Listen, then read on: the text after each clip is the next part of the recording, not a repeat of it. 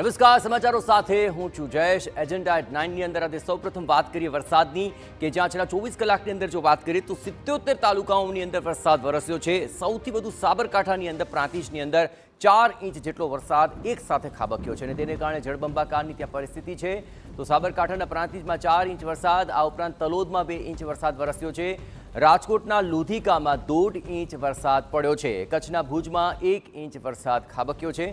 તો છેલ્લા 24 કલાકની અંદર 77 તાલુકાઓની અંદર સાર્વત્રિક વરસાદના અહેવાલ મળી રહ્યા છે।